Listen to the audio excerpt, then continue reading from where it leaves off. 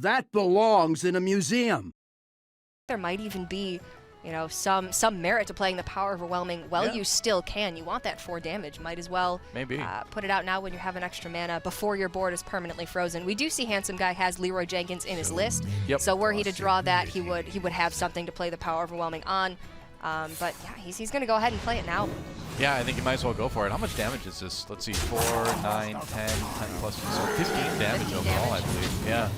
15 damage overall, so that's going to do a lot in terms of getting Caster down to the range where something like Leroy could actually pop that ice block. Absolutely. Caster down to 4 health on turn 6, picks up the Blizzard.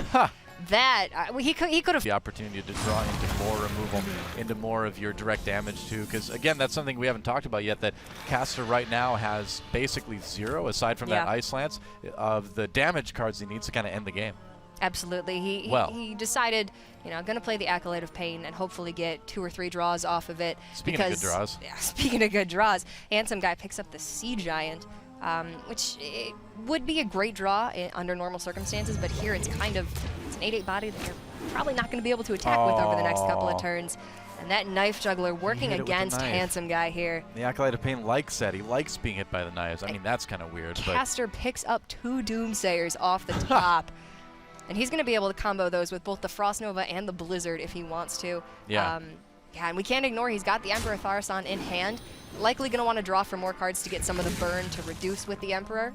But yeah, getting that removal is really, really important for Caster here. You know, the funny thing to think about is that Handsomeguy, remember when he used that Soulfire against the Acolyte of Pain a little bit earlier? Yeah. And now his opponent has 4 health left. I'm not saying it was a wrong choice then, but I am saying he may want that damage back. There's Leroy, though, but he can't do anything. Nope. He can't play Leroy because his board does. Yeah, I mean, he can handle this. He can play the Possessed Villager and then Gormok for a bit of damage and trade in. So, yeah, luckily for Handsomeguy, he does end up with a way to handle this. And, oh, that last knife not hitting, but he's got the imp, so it's okay. Yeah, he got 2 out of the 3. I would say pretty favorable knives there.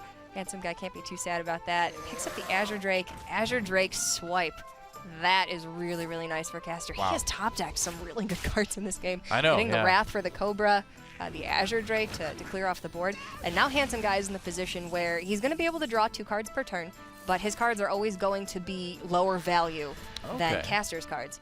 This isn't bad, though. I mean, he gets the Knife Juggler into the Forbidden Ritual. Depending on how these knives fall, could work out. But if they don't do well, I mean, at least the Voidwalker can get cleared by the hero power. So there's not a lot he can do to protect that Knife Juggler other than kill that Azure Drake this turn. But the scary thing is that if you start to trade at this point, Druid's going to be bringing out those bigger minions every single turn, you would think.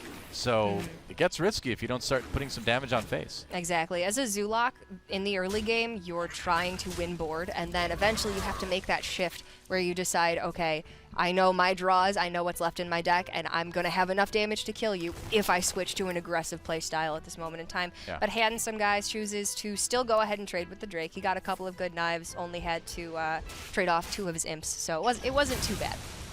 But Caster top decks the second swipe. Feels good, man. Yeah, that's an understatement.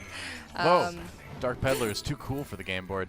Yep, that's unfortunate, but not too surprising. He's just going to be playing a bunch of little minions, and Caster can play Ancient of War, he can play Disciple of Cthulhu, kill off the Dark Peddler, or you can just top deck Twin Emperor Veclor. Yep, that's that works too. Pretty good too. Yeah. Instead of 10 health worth of taunt, let's have 12 health worth of taunt. And every turn that, for the last like 3 turns, Caster's just drawn into exactly what he needed. And I mean, Ancient of War was good, but getting essentially 2 Druids of the Claw is even better. He went Wrath into Swipe, or no, Wrath into Azure Drake, into Swipe, into Twin Emperor Veclor. I mean, that is pretty good stuff. That is some really good luck. So, I mean, at this point, if you're Handsomeguy, you know, how do you deal with this 10 health minion? And then there's another 10 health minion that can trade with you really effectively every turn.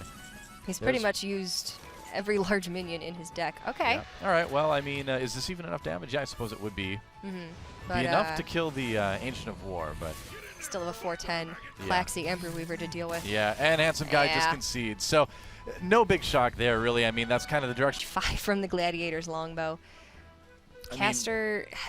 Even if you play Cult Apothecary here, it doesn't really get a lot of board value for you. So yeah, Siphon Soul. And Goldshire Footman. Yep. And funny enough, that does save him. Yeah, I mean, that blocks 4 damage at the very least from the Corkron, unless Handsomeguy can pick up something else. A slam, maybe?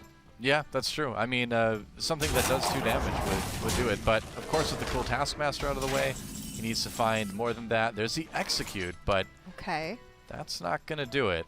And decide to clear off Caster's board, which might have him dealing less damage over the next couple of turns, make it harder for him to close out the game. Well, Fierce Monkey and Frothing Berserker coming down for Handsomeguy. So he's going to have that Frothing Berserker that's a big pain to deal with, and he knows the Spellbreaker is already out of the way, so he doesn't have to worry about the silence. But going into turn 8, you always have to be a little bit afraid of that Twisting Nether. Although I suppose because it wasn't coined into last turn, Handsomeguy can be pretty confident that Caster doesn't have any big AoE removal in his hand right now. Yeah, and you have to assume Handsomeguy recognizes that Caster still has the coin in hand. He's been holding it the entire game. It's been the leftmost card the whole time. Yep. But, especially when you're playing in such a high-stress tournament environment, you're down several games very early on. These are some things that maybe you might forget about. Oh, he gets Reno. That is exactly what he was looking for here. Other than, a large board clear, that Reno Jackson might actually just save him in this game. Yeah, going right back up to 30 now. Handsomeguy does have a strong board built up, but here's the opportunity for Caster to, maybe board and picks up Ragnaros off the top. Could even decide to execute the Kodo. Decides to just hit into it instead. I think you can gain a little bit more damage on the Frothing Berserker this way. Yeah, still gives you the 50-50 off of the Ragnaros for killing the Reno Jackson. And Rag has only one plan in his sights, and it is the face. I mean, he could even execute one of the taunts to save the damage from one of his minions. Oh boy, he's gonna face this the Rag. There we go. Okay. Yep. All right, so hitting any of the minions here is really good. No way. Wow. Oh, man. He gets it. Handsomeguy is going to be able to trade into the Ragnaros, or that's you really can big, just actually. have lethal. That is it, man. I mean, he's got the Execute. I think he can run the Corkron Elite into Leroy, and that's going to let the Frothing Berserker get through. And so we are going to go to game number 7. You know what? Even without that Ravaging Ghoul, he could have just run in the Corkron to the Rag, executed, traded the Sylvanas. How overwhelming, probably to clear off the Arakoa. Man, this game just keeps going back and forth. I know, right? Yeah, I mean, if he's going to Alexstrasza, I would probably imagine he's going to do it to Handsomeguy. And he does. Yeah, he's got Lord Jaraxxus anyway, so. Yeah. Okay, clears off the Dark Arakoa. Now has an 8/8 on board. Handsomeguy picks up the Ancient of War. And that contests pretty nicely, but Caster could play Lord Jaraxxus, use the weapon to clear it off. That would only put him at 10, though. So, very, very risky. Now, this is one of the texts these guys have included into this, because we haven't seen a ton of Ancient of Wars yet. In Cthulhu Druid, Handsomeguy put in 1. Caster actually put 2 in his.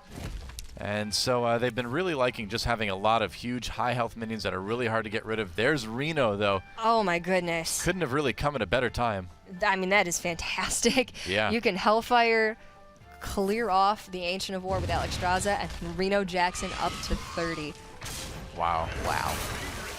Oh, Handsomeguy just can't believe it, man. He was so close. No. And now a lot of his threats have been removed, and even Cthulhu isn't going to be, that great here. It finally seemed like the game had swung back into Handsomeguy's favor. The crazy thing is that suddenly Jaraxxus can't even save you, because Jaraxxus isn't going to bring you to the health level that'll let you survive Cthulhu.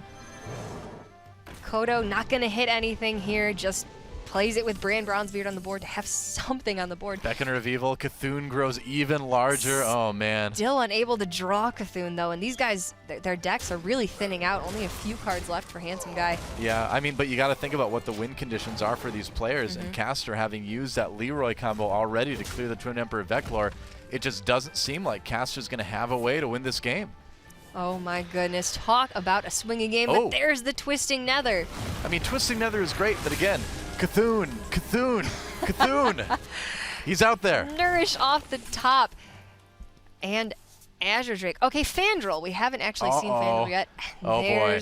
I mean, Cthulhu. It's over. Right? There's no way that Caster can get himself above, I believe it's 25 right now, 24, 25 that Cthulhu is at the moment. Yeah, 25, I believe. Mire Keeper. Oh my goodness! It All looks the like used. Handsomeguy might he might have gotten the miracle that he needed. You know, I came into this predicting Handsomeguy to win this match. I thought I was going to be wrong. I thought absolutely there was no way Handsomeguy was going to do it, but he came back. He's going to win 3 games in a row to take this one. Unbelievable! Look at Talk Caster's about hand. a match. Yeah. I mean, Poor guy. Caster can play the Twilight Drake, and he can play. There's a concede. But he knows that there is not even a chance. That 25-25 Cthulhu looming. And Handsomeguy has completed the reverse